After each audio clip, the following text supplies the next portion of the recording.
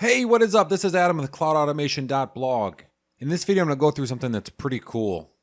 Something a little bit better than some of my previous vlogs in this series. In this video, I'm going to go over how to automatically power down Azure VMs based on tags. So the use case here is, hey, I have end users, they're spinning up workloads. They're only using them for, a few hours out of the day, and then they leave them up and running, and I'm getting charged for those. I'm getting charged for that compute. Is there anything I can do about that? And the answer is absolutely yes. There's many ways we could do this. What I'm going to use is tags. So when the VM is stood up, I'm going to apply a tag called the environment.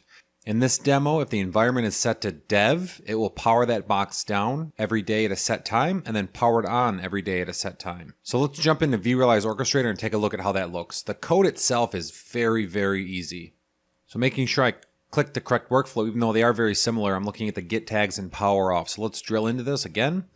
Let's look at the code. So get Azure VM, very straightforward. We're just pulling the existing Azure VMs from the resource group, just doing a quick loop through that resource group, adding those VMs to an array, pushing that array out to this get tags and power off scriptable task. As you can tell by this scriptable task, some good stuff happens in here, better than what I've vlogged on previously. I pass in the array, I loop through that array, I pull the names, and then I assign the Azure VM object type. So you can see right here, Azure VM. In the output, I don't actually use this as an output, I just make sure that I'm mapping it to the correct type. So you can see Azure VM is Azure type, Azure Virtual Machine. I then pull the existing tags off that VM. I check to see if it has a property named environment. If it does, I then print that out. I check to see if it's dev. I check the power state, so I want to make sure it's running. I don't want to, I don't want to try and power down an already powered down VM. But two, let's say I have 20 users, and some of those users are actually powering down their boxes themselves. They know that they're going to be charged X amount of dollars every month, and they only use that box for 2 or 3 days. So I want to make sure that I don't, one, try to power those down, but then on the mornings, I want to make sure I don't power those back up. Let the end user do that. So what I'm doing is I'm checking to see if the power state's running. If it is running, and it's also tagged with dev within this resource group, I'm going to add another tag to that called power control. So the key is power control and the value is vRO. So that's more or less saying that vRO has modified the power state of this VM. So I assign the tag there, I update the tags, and then I power off and then deallocate it. The power off command will only shut down the OS gracefully. You want to actually deallocate that. That'll stop the compute charges. I sleep for a second, and we are done. Jumping over to the get tags and power on. Let me just drill into that. The get Azure VMs is the exact same workflow, but the get tags and power on is a little bit different. So what we're doing here is we're now actually checking to make sure that it has the power control equals vRO tag.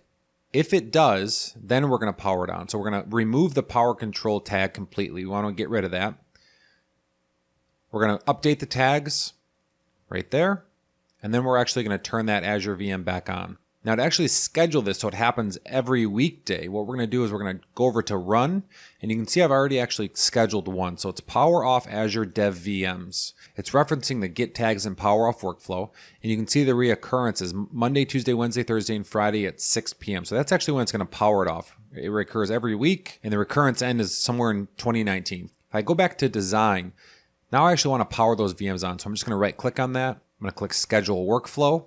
The task name I'm going to update.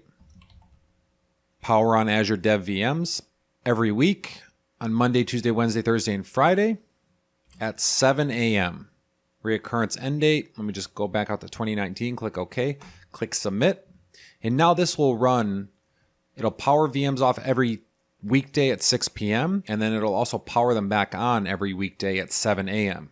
Now real quick onto the tagging, how did I implement that within the workflow?